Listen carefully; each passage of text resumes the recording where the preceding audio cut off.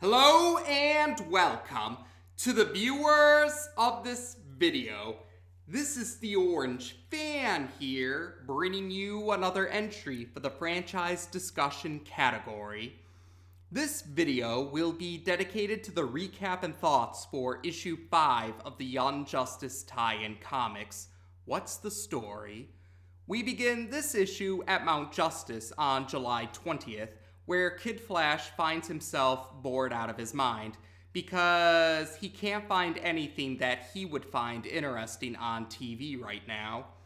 When he sees Miss Martian walking by, he decides to go talk to Miss Martian and suggests some possible activities that they could do, such as going to the movies or going surfing. And Miss Martian does express interest in these activities, but there are several circumstances that make it so that these activities are not possible at the current time. So Kid Flash's next suggestion is to set up a campfire and go stargazing because it's a clear sky with a full moon right now, and Miss Martian does express interest in this activity, especially because she's never had s'mores before, and Kid Flash suggests that they make s'mores as well. So Miss Martian is all for this idea.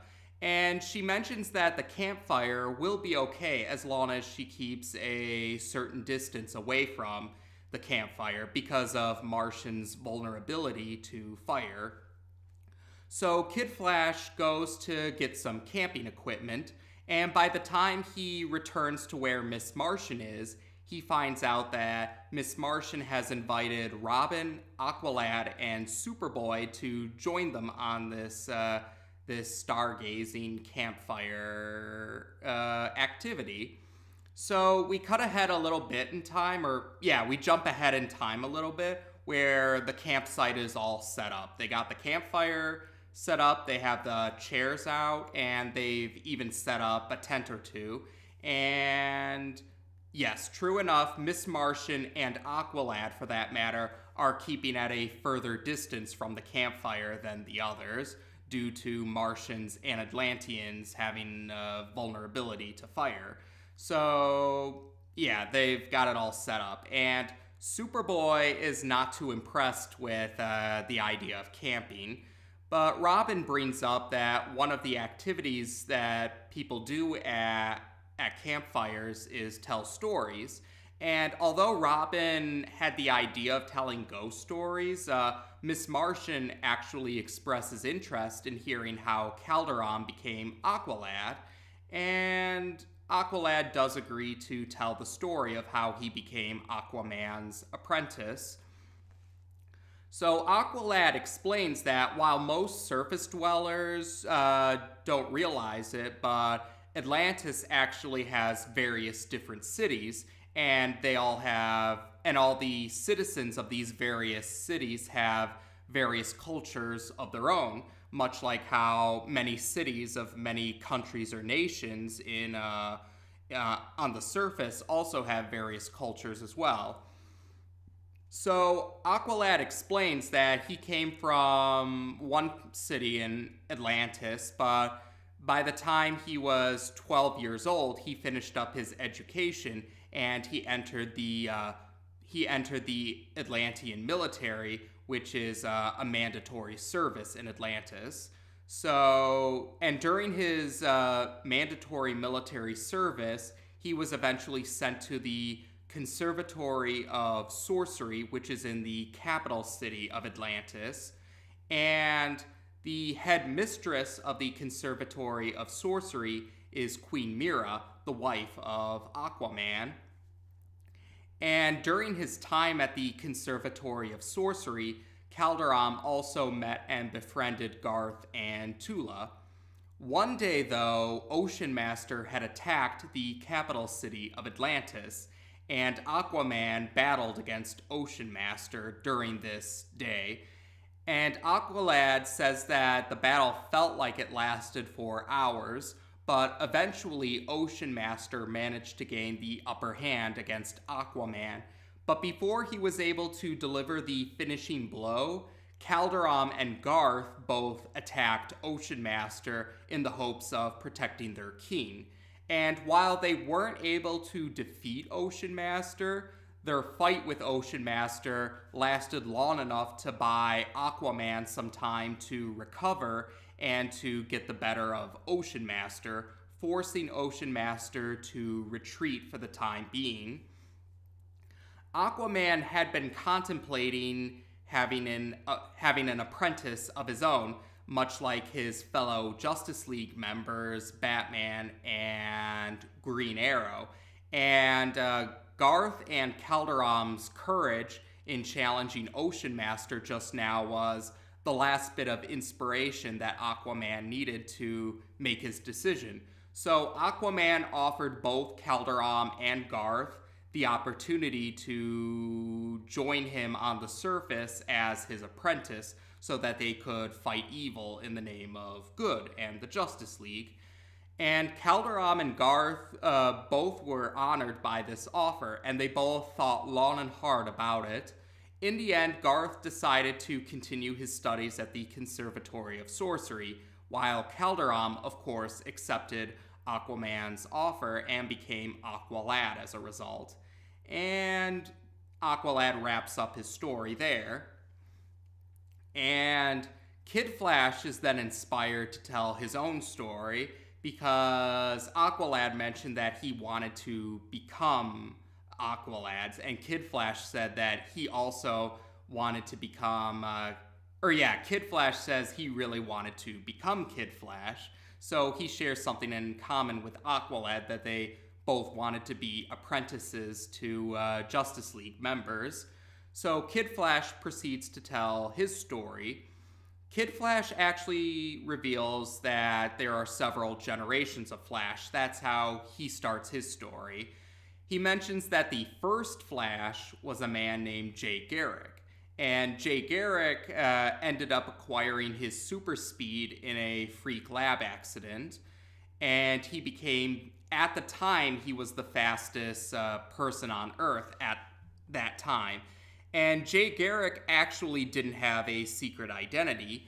So eventually, at one point, there was a fan of Jay Garrick's that actually was able to find him and talk to him about, this fan of Jay Garrick's, and Jay Garrick himself would spend hours talking about Jay Garrick's many exploits as the Flash, and the accident that led to Jay Garrick acquiring his super speed. And this fan actually ended up recreating the explosion that gave Jay Garrick his super speed. But he actually, recreated it, but it was in a under controlled lab conditions. That's how the fan of Jay Garrick recreated the explosion. And because of the controlled lab conditions, the fan of Jay Garrick's ended up becoming even faster than Jay Garrick. So this fan of Jay Garrick's was the current Flash, the second Flash, and his true name is Barry Allen.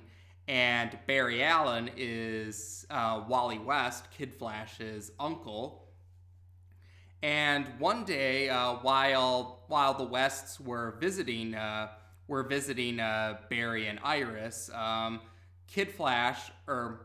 Wally West, the future Kid Flash, stumbled upon Barry Allen's journals, which revealed his exploits as the Flash, and also revealed how he recreated the explosion that gave the super speed ability. And Barry was not too pleased when he found out that Wally found his journals. Yeah, Barry was not happy when he found out that Wally found Barry's journals, and Barry Allen was not keen on letting his nephew become his apprentice. He said he didn't want the responsibility that comes with having an apprentice. But Wally was determined to change his uncle's mind. So Wally, based off of the notes in Barry's journal, he recreated the explosion as well, but he used like a chemistry kit. He used a chemistry kit instead. And the explosion did happen, but the super speed ability did not immediately happen. And what happened at first was Wally actually had to go to the hospital at first as a result of the explosion. And Barry felt guilty because the explosion happened from his notes, so he felt he was guilty, even though his wife, Iris, Wally's aunt, tried to assure Barry that he isn't to blame for this. But after Wally got out of the hospital, the super speed ability manifested itself, and he showed his new super speed to Barry Allen. And eventually, Barry Allen did relent, and he allowed Wally West to become his apprentice, Kid Flash, but only under the condition that Wally would do exactly what he says whenever he says it. And that's the story of how Wally West became Kid Flash. And Miss Martian does express interest in hearing Robin's story as well, but Kid Flash brings up that Robin is forbidden from revealing his true identity or his origin story under the orders of Batman.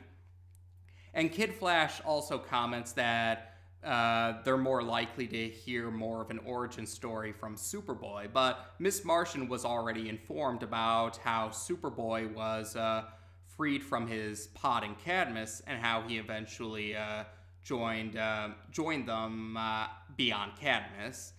And Superboy does reveal, though, that while he couldn't really think for himself until after he was let out of his pod in Cadmus, he still did receive information from the Genomorph that would give him information while he was in his pod in Cadmus. And he would receive, they're not true memories, but he did receive some kind of memories, but they're not true memories. And the issue ends with Superboy admitting that one of the information or orders that they would try to give Superboy while he was in his pod is the orders to destroy Superman. So there you go. We have part one of another two-part story for the tie-in comics. And this story seems to be a breather story, especially compared to the previous two-part story of the tie-in comics, which had quite the downer ending, to say the least. So this time we have ourselves a more lighthearted story. And essentially it's just the current members of the Young Justice team gathering together to go camping, and they're going to tell stories. And in this case, it's their origin stories. So in this issue, we got Aqualad and Kid Flash's origin stories. Now I should mention this, but at least the essential details of Aqualad and Kid Flash's origin stories were mentioned in the TV series proper as well. The episode Denial, the 7th episode, is where Kid Flash brought up his origin story.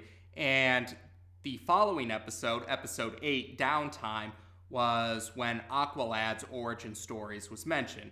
But in the episodes, those origin stories were much briefer.